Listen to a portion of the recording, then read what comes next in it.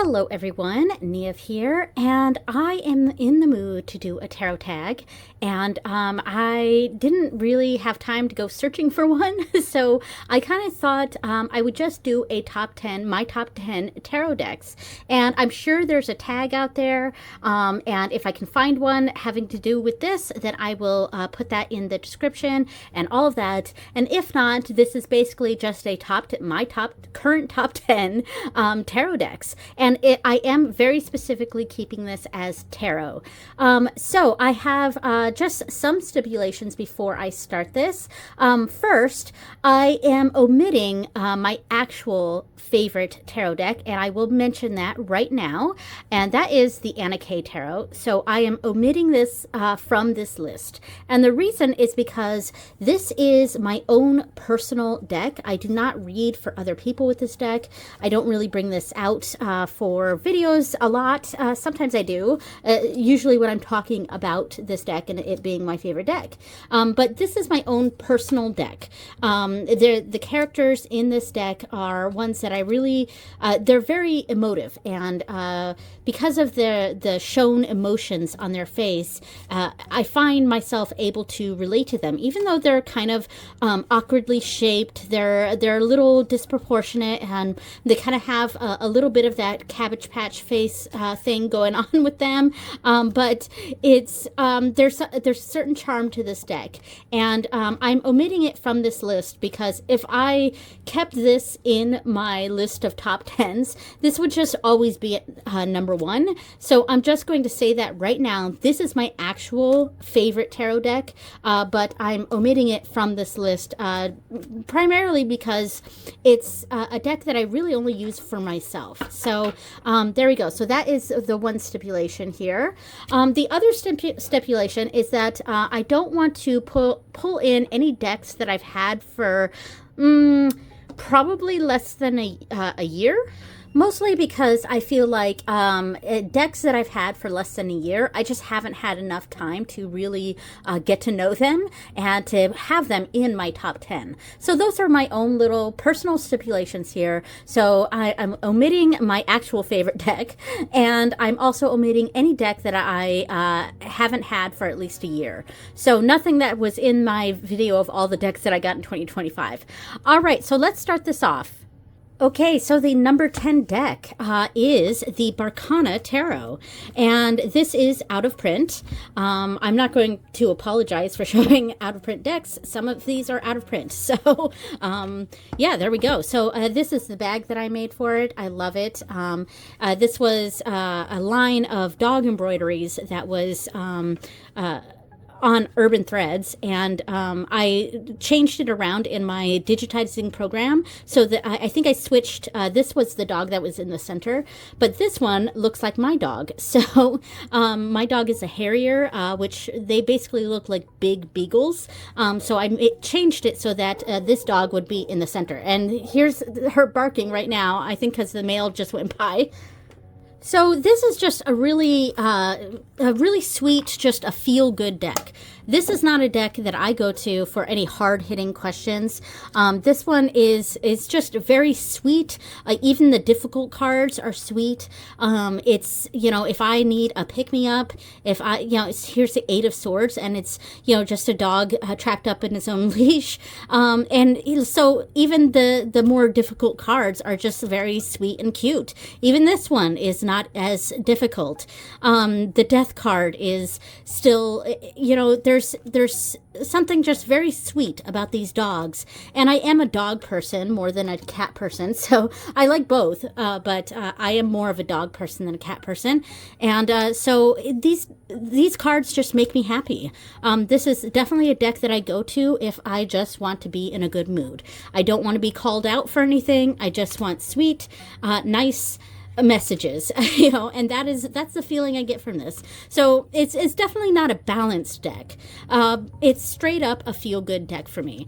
And I believe the dogs featured in all of these cards are real dogs who have either passed or had something else going on with them. And it was the dogs of the backers for this deck, for the creator, when they created created this deck, those who backed this deck on like Kickstarter or wherever it funded, they submitted their animal pictures and things like that. At least that's close to the story, if I remember correctly. But yeah, so there's not a lot I can really say about this deck. It's just a very sweet deck, and I'm really glad it's part of my collection. The backs are absolutely beautiful. And it's a very good everyday reader. It's very lighthearted, very sweet. And there we go. So that is my number 10 deck. Okay, my number 9 deck. We have the Gourmet Tarot, and this is such an awesome bag that I made for this. I love it so much. We have this intricate embroidery right here in the front that I think it said something else on the banner, but I went into the digitizing program and just put tarot in there. So then stitched that out. And I also did this background, almost quilty type background, where it's all sorts of like baking and cooking supplies. There's a fork, there's a whisk, a knife, a timer, a chef's hat, a mitten, etc. And there's a lot of, just like cooking stuff in the background that I put as very similar colors to the fabric that I use, so that, so it looked pretty cool. And then this embroidery stands out really well. And then, of course, the gingham on the inside to mimic that picnic basket. So this is just a stunningly beautiful deck. I kind of call it like anime food deck because it looks like anime food, but it's also so smartly done, because I know it seems odd to have a food themed tarot deck, and some people might be like, how do you do a food themed tarot deck? Like, who asks for that? But like, so here we have the Five of Wands, which is all about like competition, and here we have people like competing for that fondue bowl here. So like the things make sense. It does. The art in this makes sense. We have the Lovers, which is a pretzel in the shape of a heart in a box of chocolates for the lovers. We have the Three of Swords here. So I and then the Seven of Swords is sneaking a piece of pizza. I love that. The Ten of Wands, we have a bag of baguettes. But yeah, so the other reason I really love this deck is that it really makes me think of my husband. My husband cooks way better than me. I joke that I can barely boil water, but I can cook simple meals. That is an exaggeration, but I don't really enjoy being in the kitchen. Whereas my husband kind of thrives in the kitchen, and he is the one that encouraged me to get this deck, because it showed up on Kickstarter, and I was like, oh my gosh, look at this deck, it's so beautiful, and it's food related, and it's amazing. And he's like, oh my god, you got to get that deck, and he's not even into tarot. So but this is definitely a deck that makes me think of my husband, so that's another reason why I really love this deck. This is cool, the Ace of Swords, and it's the a skewer through an olive. Temperance, look at that, that's fantastic. The Moon card. My favorite is the King of Wands. Here it is, found it. I really love this King of Wands. It's done so well. And then we have the Chariot, which I love this. It says ramen. I love that. And the Magician, that makes sense. Putting together a stew, all the ingredients together in a stew. And the Emperor, we have this magnificent lobster dinner and death. And there's a whole mythology about rice and the chopsticks and symbolizing death. I love this. This is fantastic. So this is my number 9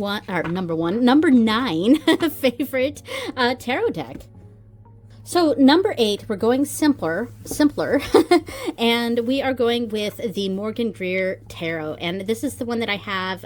It is in the tin, so it's the pocket sized, and again, one of my favorite bags that I made.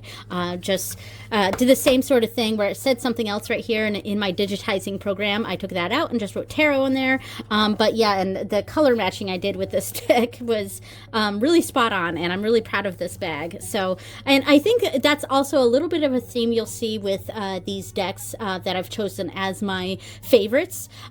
Is most of them have bags, and most of the bags that I've made for these are some of my favorites. So, and that makes sense. So this is a workhorse deck, and so I had to have it in my top 10, and I'm pretty sure it was in my top 10 the last time as well. But this is a workhorse deck for me. It's just good. It's one of the few just straight up RWS decks that I have that's as close to the original RWS as possible, because I think I have one other that's pretty close to the original, but most of mine are either different types of clones with different themes, of course, like the Barcana tarot, or very different. But this is very typical of an RWS deck, and I love this deck. I love the bold colors in it. Everything really stands out. It's a lot of very primary colors, and I like that. There's a lot of bold yellows, bold blues. There's a lot of bold reds. Like, look at that. And I also call this kind of, the mustache deck, because there's a lot of figures in here that have those mustaches, and they honestly make me think of men of a certain generation. So like my father or my uncles, men who were adults in, say, the 80s. But yeah, so, maybe even 70s. And I believe this deck came out in the 70s. This guy looks a lot like my dad when he was younger. So and I tend to use this deck for family type of readings if I'm not just using it as a regular on the go sort of deck. And it's kind of a go-to especially if I'm and I have the travel size, so it's easy to just chuck it into my purse. And if I do any readings for other people out and about, this is a great deck for that, because it's kind of applicable for everyone.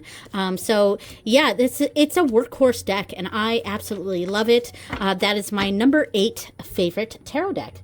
Okay, so my number 7 deck, I almost didn't pick because I was like, have I had this for at least a year? And yes, I think I have. So I have had the Rain Shadow Tarot for at least a year now. This is my number 7 favorite deck. I really, really enjoy this deck. So this is one of my deeper decks, and it's a bit more meditative. It's a bit more spiritual.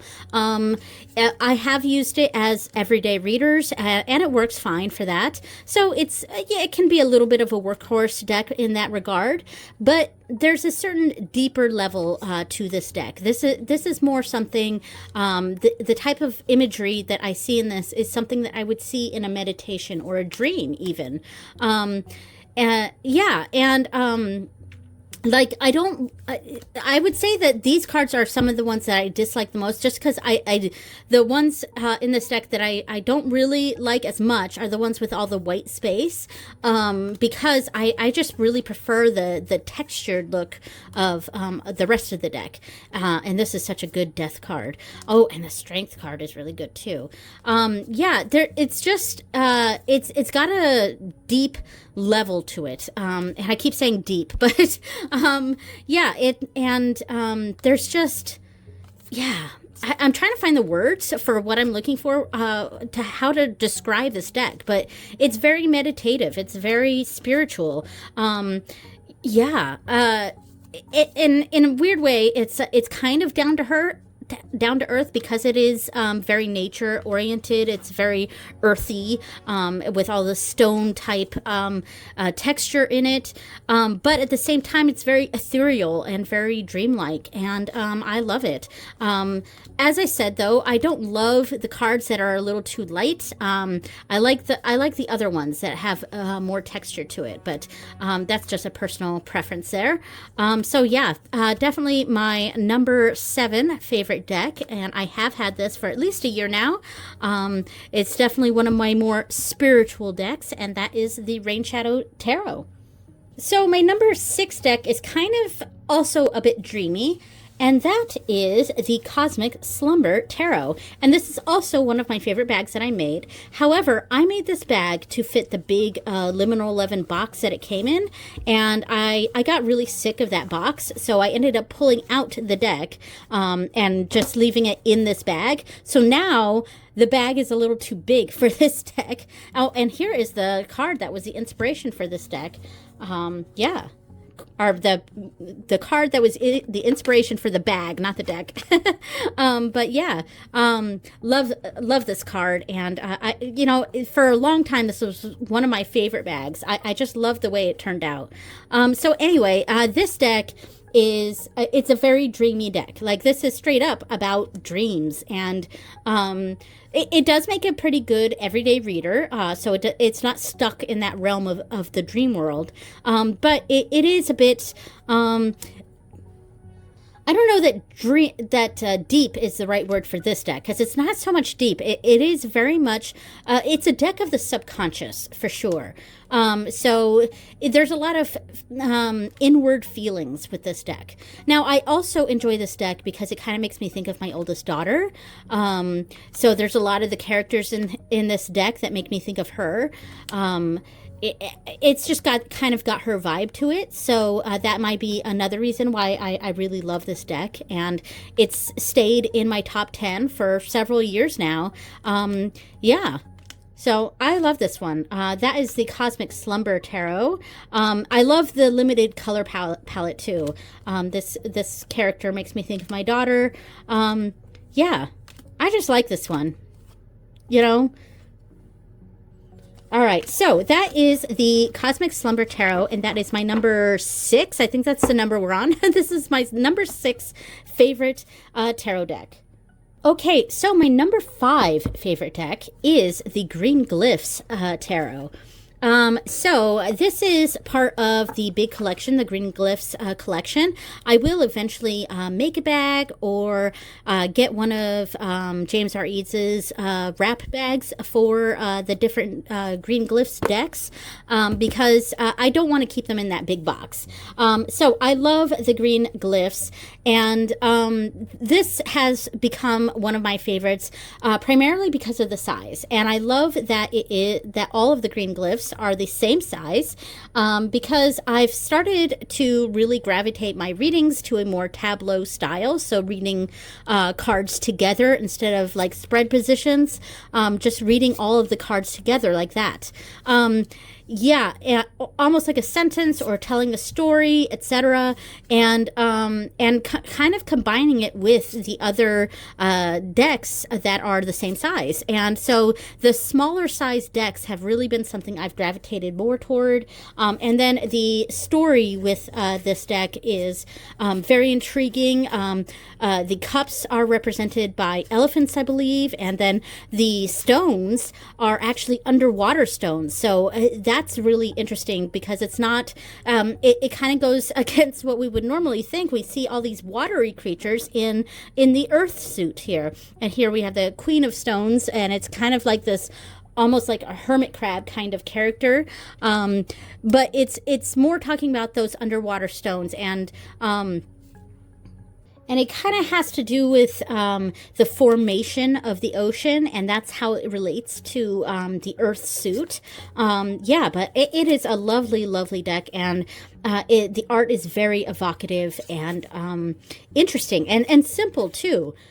Which is a bit different than Mr. Eads' other artwork, which is very kind of impressionistic and very busy. Whereas this artwork is very simplistic. It's kind of pared down, but it still has that energy of his style. So yeah, I definitely love this deck, and it more has to do with the Green Glyphs collection versus just this deck, because if it was just this deck, maybe this wouldn't be in my top, perhaps.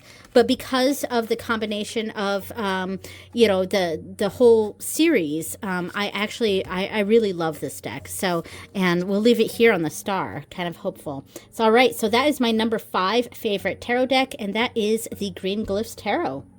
Okay, so speaking of James R. Eads, let's go to my number 4 favorite deck, and that is the Cosma Visions Tarot. Now, I have the small version in a tin, and this is the gorgeous bag that I made. And I'll briefly pull out one of the companion decks here. I'm not going to pull this out completely, but this is the Cosma Visions Oracle / Tarot. But they're both technically tarots, but this one's more of an oracle, and then this one is the actual tarot. But yeah, so I made these bags to match, and it's got the same fabric on the inside, etc. This deck is more green, and this deck is more blue. So wait. Actually, I think I got the names wrong. This is the Prisma Visions. I do this all the time. And you know why? It's because this one's blue. The Prisma Visions is blue. And the Cosma Visions is green. But when I think of the word Cosma, I think cosmic. And so my mind goes more with blue. So Prisma Visions is the deck that is the name that I meant. I meant Prisma Visions. But yeah, so I do also love the Cosma Visions, but it is a very different. Yeah, but so the Prisma Visions, jeez, the Prisma Visions is my number 4, and this is a gorgeous, gorgeous deck. I'm gonna have to bring it up close because this is a smaller deck. Yeah, and at first I was kind of disappointed in the size because it was a little too small. And I was like, oh man, I kind of wish I had gotten the full size deck. And I kind of felt like that for a little while. I had kind of wished I had gone with the larger deck just because Mr. Eads' artwork is so detailed and these cards are so small that I almost kind of wished I had a larger version, so the full-sized. But the more I used this deck, the more, I started to really love the size, especially when I combine it with other decks. And, as I said, I've really been favoring some of the smaller decks with the style of reading I've been doing lately. So I don't know. It's been something that I've really, I came around to it, came around to the size, and now I really prefer this, and I can't even imagine having the larger version because this is my deck, so, ooh, this Devil card is so gorgeous. And so I often use the Prisma Visions and the Cosma Visions decks more for like ancestor type work or past life type work. And I think it works really, really well for that. And I think that was his goal, was to create something that would tap into that previous life or ancestor sort of energy. So definitely a big fan of this deck and James R. Eads' work in general. It's just amazing and so beautiful, very impressionistic. Almost Van Gogh-like. Yeah, I love it. Love this deck. All right, so that's my number 4. Okay, for my number 3 deck, we're going spiritual again, and I have pulled out the Crow Tarot. And this is, of course, by MJ Colleen. So this is a deck that I have dedicated to on Morgan, and I only use with her. So I considered taking this one out of the running, but I decided not to. I've already taken out the Anna Kay, so I didn't want to take out any more. And so, yeah, this deck is an important one to me. This is one that I only use with on Morgan. So I only use this to commune with her, and it's funny, like when I first got this deck, it was, I got it to use with On Morgan. And then when I first got it, it kind of fell flat for me. And then I regretted that I went into getting a deck with an express purpose instead of letting it tell me, what it wanted to be used for, if we're going to personify a deck here. But, like, I ended up doing, like, a full deep dive of this deck. I did a full study of this deck, and I really just, like, really deeply connected with it. And now it's totally a deck that I use for on Morgan. This is her deck for me.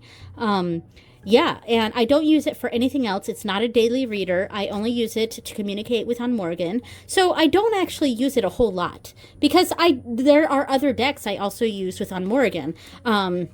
So I don't exclusively use this for her, but it's only like, how do I word that? I use other decks along with this for on Morgan, but I only use this deck to commune with her, if that makes sense. Yeah. Oh, and look at that, the High Priestess. That's the energy of this deck is just right up my alley. So there's not much more I can really say about this. This is the mass market version, and I don't love the cardstock of the mass market versions of MJ Cullinane's decks. I really, really love her independent cardstock. A lot of people don't because it's very slippy, but to me, that's perfect. It's very bendy and very slippy, whereas this cardstock is a bit stiffer. And I have broken it in a bit because of use, so now it's easier to shuffle, but it took me a while to kind of break this deck in because the cardstock isn't the best. So, but we're not rating this on cardstock. We're just rating this on overall favorite deck. So there we go. So that is my number 3 favorite deck, and that is the Crow Tarot. Also, the bag is really cool. This was an embroidery that I did, and this was a Celtic Raven ribbon, and I went with this red, purple, and black sort of theme, and the inside was actually fabric from old pajamas of mine. These were like, they weren't silk, they were like satin, old satin pajamas, and I used that to line the inside, and the rest, and this is kind of not velvet, but kind of a velveteen red fabric. But yeah, so I love the way this bag turned out. So my number 2 favorite deck, we're on the top 2 now. This is the Zelda Tarot, and this is going to be of no surprise to anyone. I just had my favorite, the results from my tarot tournament and oracle tournament from 2025. That was in my my magical month of December. And, spoiler alert, this one made a prominent appearance, which was of no surprise to anyone. I love the bag that I made. I went with the Zelda fabric for the inside, and the outside is kind of this general, just kind of an RPG or a campaign adventure type stuff in the background. And then, of course, the embroidery is Majora's Mask. So this deck is, I love this deck. And there's a lot about this deck that I love. It's not just the really awesome imagery. Oh, what a great card to start off with. I really love this depiction of the Knight of Cups. Just fantastic. So this is a mix of the different Zelda games. It's not just one, because this is, of course, Breath of the Wild, and the other cards are from other versions of the game. But this art style, all the creator, the artist, who did this? The deck was created by, let's see, I never pay attention to that when I do this deck, but I'm not sure who created this deck. Let me see if the box says. Nope, it doesn't say. I don't know who created, like, what person created this, but whoever created this did a really amazing job making all of the artwork cohesive. Like, they all make sense together, even though they're all from different Zelda games, so it's got different art styles. They combine them really, really well, and I love the bold colors. That is something that I gravitate toward when it comes to art style. I love bold colors, and this one definitely taps into that for sure. And I love the choices that were made. I'll look at the different fairy potion options for the 7 of Cups here. Yeah, and it just it makes so much sense. And look at all of these for the Eight of Wands. That makes so much sense. Um, and then for the Knight of Coins, we have the traveling salesman. Is that Terry or there's also Terry's in a different one too. So you could see this one. These two also are from the same sort of game. So it's got a different art style, but the coloring and the way they put together the art, it makes sense in the deck. So aside from just, oh, look at this. This is perfect. I love that. And then 9 of rupees, as that what they call this suit. So it's the coins. But that makes a lot of sense too. I love that. Oh, what was I going to say? Oh, I was going to say, besides just the amazing, the way this deck was put together, it's also just the production value on this is fantastic. The cardstock, at first I was like, oh, this is kind of thin. I don't know how I feel about that. This is a really thin deck, but it's very good quality. It's not like flimsy thin. It's thin in the sense that it's bendy, so very easily bendable, and it shuffles like a freaking dream. Shuffles like a dream. I can get into a meditative state with this and shuffle really nicely. I mean, oh, look at that for temperance. That makes so much sense. And that's the thing with this deck. It makes sense, especially if you know the story. And Ganon for the Emperor, that's perfect. Look at this for the Two of Cups. The 9 of Cups here. Oh my gosh. This is amazing. Zelda for the Empress. I can go on and on and on with this deck. I love the parasol for the Chariot. And Zelda is probably one of my ultimate favorite games ever. I've played a lot of the different Zeldas. So there's a nostalgia that I get with this deck, and it's just, I don't know. I could go on and on. So I'll cut this short and just say I freaking love this deck. It is awesome, and yeah. So it is my number 2 favorite tarot deck. All right. So before we show the number 1 favorite tarot deck, I want to do an honorable mention. So this did not make the top 10. However, it's been in my top 10 for many, many, many, many, many years. It's now no longer in my top 10, but it's still something that means a lot to me. So my honorable mention is the Book of Shadows So Below Tarot. This is a really, really old version of this deck. The cardstock is really thin, like super thin. This is that old Llewellyn cardstock, and just really, really flimsy paper. So, but besides that, it's a really, really good deck, and we're starting off with my favorite card in the deck, and that is the Tower. And this is probably my favorite Tower card out of every deck, because I love the imagery of this deck. What a perfect representation of the Tower. Now, this is a deck I've really enjoyed. It doesn't get enough love on TarotTube, I think. I don't love the green borders. I did kind of make the bag to kind of mimic that green a little bit. And for a comparison, this is the sister deck to this, the As Above deck. And this I went with gold and green, and this one I went with silver and blue. But a very similar style and the same sort of fabric on the outside. And the border right here, I use a silvery gold pentacles, and here are, gold metallic pentacles, and this one is silver metallic pentacles all the way around. So yeah, but I will say that I got the box version of both of these decks, so they came in one big box, and it was 2 decks in the same box. I believe now you can only get these separate, though. You can't buy them together in the same box, if that makes sense. But one of the things I disliked is about these together is that the card stock is different on both. It's actually better on this one, but I prefer this deck overall. So what I love about this deck is just the practical nature of it. It is everyday imagery. Like, look at this King of Swords. And I think the imagery in this is really what made me understand the card meanings in a way that it was very practical. This deck, that's the perfect word for this deck. It's practical. It's a practical deck.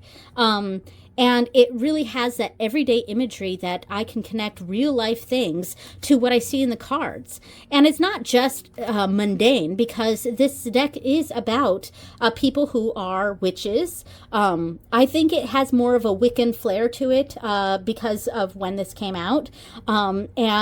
But you don't see a lot of Wicca specific references. I think there's one card that has a book in the imagery that says Wicca on it. But in general, it could be any magic practitioner. It doesn't even have to be a pagan. It's just a general witchy vibe, but it's the everyday witches. It's witches that are that have normal 9-to-5 jobs, normal everyday life. But there's that little bit of magic here. Like with this Three of Wands here, she's in a towel and a robe, and there's a mailman right there, and she's just relaxing. And then we have these salamanders right here, those elementals, just kind of bringing that little bit of magic to this deck. So, but anyway, this is an honorable mention because while I do still really, really love this deck, it's a staple in my collection.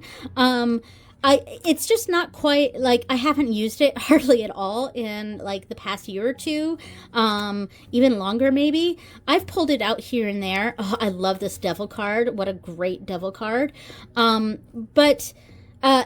there's been other decks that have come out that have that kind of everyday, connecting to everyday life sort of vibe to it that I've come to align myself more with, I guess. But or to find that same kind of energy and kind of some updated, newer imagery. Yeah, anyway, so I really love this deck, and it's no longer in my top 10.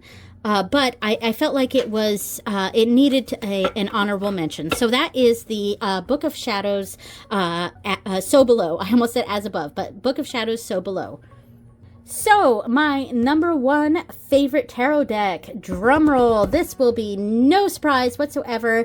And we have some indication of what that may be based on the colors that I chose for my nails. Yeah, and that is the Star Trek Tarot. So, I am a massive, massive Trekkie, and I pretty much have been my entire life. Yeah, so this is the Star Trek Tarot by Telekiad, and it is based on the original series. And here is the bag that I made for it. Pretty cool. Got the Vulcan salute there, and it also comes with a great guidebook. Here we go. Fantastic. Really good guidebook here. And it talks about each of the episodes that are featured in each of the cards. So this is such a well-done deck. The cardstock is also really nice. It's very similar to that the Zelda Tarot. So it's kind of thin, but thin in a good way. Thin in a flexible way. It's still very high quality. I can shuffle this deck easily. So the art in this is each card depicts an episode from the original series, and the creator, Mark Adambaum, sorry, I'm coughing there. He did such a good job writing up and connecting each of these episodes to the cards. Yeah, and they make sense. So there's a few small issues that I have with this deck. So I would have changed some of the coloring options. So the blades are, he's colored green. Now I would have used green for the coin suit. He chose gold for that, which makes sense. Coins, gold. But if we're thinking about it in terms of elements, green is usually associated with earth, whereas gold is, or the yellow is associated with air. air. So I would have switched that personally, but that's just me. The fire suit is red, as one would expect, and the cup suit is blue. The major arcana is kind of a black border. And then we have 2 extra cards. I believe I had just pulled them out for a different video I was doing. I actually just used this deck for a pick a card reading for my Instagram and TikTok. So if you are interested, please go check out my Instagram and TikTok. I'm starting to do pick a cards again. I did them like a year or so ago, but I couldn't quite figure out how to make them so that they would work on both Instagram and TikTok. And so I just did my first one for this year, and it was with this deck, so hopefully it works. Oh, here's the extra cards. So the extra cards have that kind of purpley background, and we have the aliens and the alien. And they're both from the first, like the pilot episode, The Cage here. So it's got the Telosians, and this was the illusion woman for Captain Pike, and these were the aliens creating the illusion. And this card represents scrutiny, as they were trying to scrutinize the life of these humans, and this is surprise, as this was a created being by the Telosians for Captain Pike. So what a surprise that was for him. So this is just a great deck. It's not just because it's a fandom that I love. It's not just because the cardstock's great. It's just smartly done, and it's just. And it makes sense in the context of tarot. Now, one of the things that I would change about this, other than the background switching the gold and green, I personally don't love that there is a keyword. So there's an upright keyword and a reverse keyword. Now, I don't use reversal, so thankfully the reversal keyword is very light. You can hardly see it. And which I'm glad for, but I do wish it didn't have a keyword on there. That's probably that, and the Star Trek Tarot logo down here at the bottom. I wish that wasn't there. So those are my only real criticisms with that. But in general, I absolutely adore this deck. I love using it on Morgan, actually. So there's a certain amount of justice with this deck that that the progressive values of Star Trek, the left-wing values of Star Trek that we really see in this deck. And this is upside down. So yeah, I'm really, really happy with this deck, and it's my number 2. Well, it's my number 1 favorite for this video, but behind the Anna K, of course. So that is my number 1 favorite tarot deck in my top 10 tarot, omitting, of course, the Anna K. All right, thank you so much for watching, everyone, and I will see you next time. Bye!